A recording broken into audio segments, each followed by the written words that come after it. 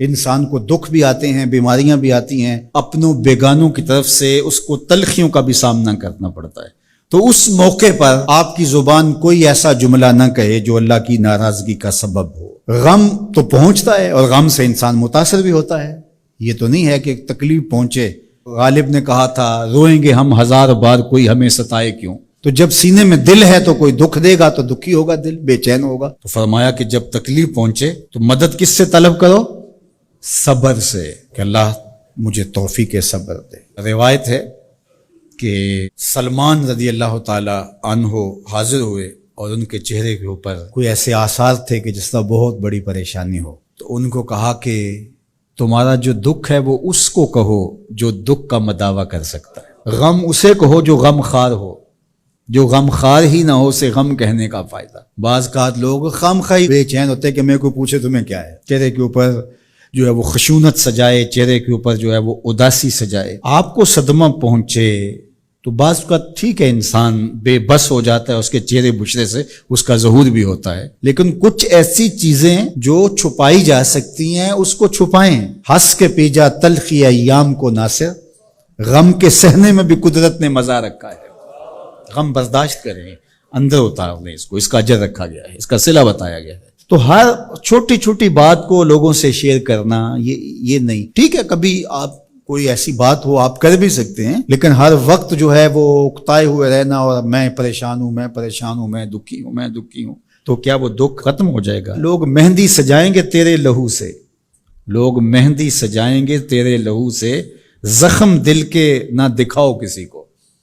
لوگ تو اس سے طرح مذاق بھی اڑائیں گے، اور جب تم ہنستے ہو تو زمانہ تمہارے ساتھ ہنستا ہے، اور جب تم روتے ہو تو زمانہ تمہارے ساتھ نہیں روتا۔ اس لیے یہ آنسو بڑے قیمتی ہیں، وہی بہاؤ جہاں شان کریمی موتی سمجھ کے چن لے۔ یوں ضائع نہ کرو، یوں ان کو برباد نہ کرو، لوگوں کے سامنے رسوا نہ کرو اپنے آپ کو۔ تو صبر کے دامن کو تھامو، ایک تو تلقین یہ کی گئی، اور دوسرا کہا والصلاۃ، اور نماز کے ساتھ اللہ سے مدد طلب کرو۔ حضور علیہ السلام جب بھی کسی مشکل میں مبتلا ہوتے تو حضور نماز کے لیے کھڑے ہو جاتے، اور میں نے خود کئی مرتبہ تجربہ کیا ہے، جب کوئی تکلیف پیدا ہو تو آپ نماز پہ کھڑے ہو جائیں، تکلیف میں تخفیف پیدا ہو جاتی ہے۔ اور بدر سے سخت دن کیا ہو سکتا تھا جب کافر پورے لاؤ لشکر کے ساتھ آ گئے، اور حضور کے لیے عریش ایک چھپر بنا دیا گیا، اور آقا کہیں وہاں مصلی بچھائے ہیں اور رب کے حضور کھڑے ہیں۔ مشکل کے وقت جب کوئی سبب نہ رہے تو اس کے حضور آ جاؤ، وہ تمہاری ضرورتوں کا کفیل ہے۔ وَإِنَّهَا لَكَبِيرَةٌ إِلَّا عَلَى الْخَاشِعِينَ، اور یہ بہت بھاری ہے نماز پڑھنا اور صبر کرنا، لیکن جو اللہ کا خوف سینے میں پالنے والے لوگ ہیں، رکھنے والے لوگ ہیں، ان کے لیے مشکل نہیں ہے۔ بچے کو صبح اٹھائیں آپ نماز کے لیے تو وہ اٹھتا ہی نہیں ہے، بار بار کہہ کے اس کو اٹھانا پڑتا ہے، اور اس نے سوات کی سیر کے لیے جانا ہو اور دوستوں کو ٹائم دیا ہو، تہجد کے وقت ہی تیار ہو کے بیٹھ جاتا ہے۔ اس کا مطلب ہے کہ اس کو نماز کا شوق نہیں ہے، اس کا شوق تھا، جس کا شوق تھا اس کے لیے اٹھنا بھاری نہ ہوا۔ میرے والد گرامی سے کسی نے کہا جی جاگ نہیں آتی، تو فرمانے لگے صبح منڈی جانا ہو تو جاگ آ جاتی ہے، کچہریوں میں تاریخ ہو تو یاد آ جاتی ہے۔ منڈی جانا یہ تمہاری بدنی ضرورت ہے، بچوں کے پالنے کے لیے، اپنی ضرورت کے لیے۔ کچہریوں میں جانا خوف ہے، نہ گیا تو میرے خلاف فیصلہ ہو سکتا ہے، تو تمہیں نہ امید ہے اللہ سے اور نہ اس کا خوف ہے، تو پھر کیسے جاگ آئے؟ اور کسی نے کہا کہ حضور نماز پڑھنا چاہتا ہوں، جاگ نہیں آتی۔ اللہ اکبر، کہنے لگے ارادہ اگر پکا ہو تو نیند نہیں آتی، بار بار اٹھ کے ٹائم دیکھتے ہیں وقت تو نہ گزر جائے۔